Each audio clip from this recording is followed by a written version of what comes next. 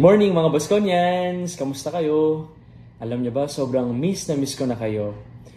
Nandito pala ako ngayon sa Don Bosco's Parentate Permission House kung saan kasama ko yung mga kabataan na katulad nyo na nag-discern at nag-aspire na maging salesian someday.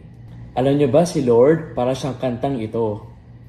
Huwag kang mag-alala, may nagmamahal sa'yo, nandito ako.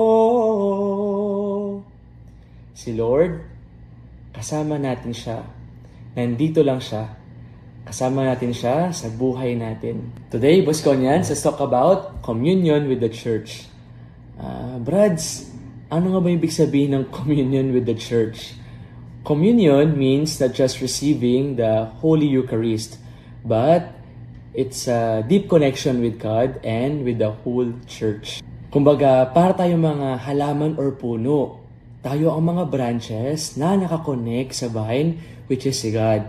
Kaya if tayo mga branches ay laging nakakonect sa vine, which is si God, tayo ay lalago at mag-grow ng mabuti. Pero, communion with the church, hindi din siya personal faith. Yung feeling mo, connected ka naman kay God, nagdadasal ka naman, pero dapat, una sa lahat, meron kang pananampalataya. Pangalawa, sacraments, no? Tulad ng confession at Holy Mass. At ang huli, obedience sa mga church leaders natin, sa mga pare, sa mga bishops, at kay Pope. Let me share 2 inspiring stories of young people na nagbigay buhay sa kanilang communion with the church.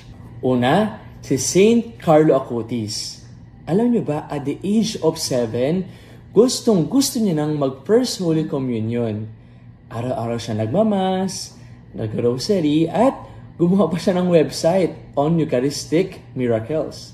Kahit 15 years old pa lang siya, sabi niya, I am happy to die for the Pope and for the Church. Kaya ngayon, santo na siya.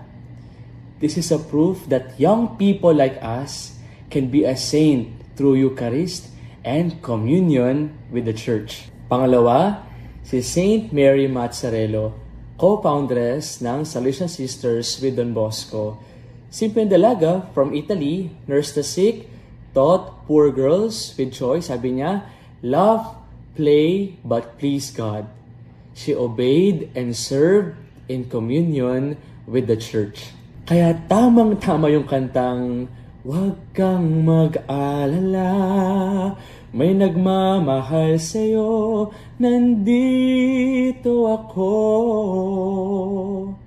Si Lord, nandito lang siya. Kasama natin siya sa Eucharist, sa church, sa buhay natin. Kaya tayo mga Bosconians, we are also called to be in communion with the church. Paano? Here in Don Bosco Tarlac, live this. Participate in the Holy Mass. Always avail the sacrament of confession. Serve and be kind to your classmates. And lastly, obey your teachers and Salesians. Wag na wag laging mag-isa kasi may kasama ka. Ako, sila, tayo, ang church. Bosconians, thank you for listening. God bless and Viva Don Bosco!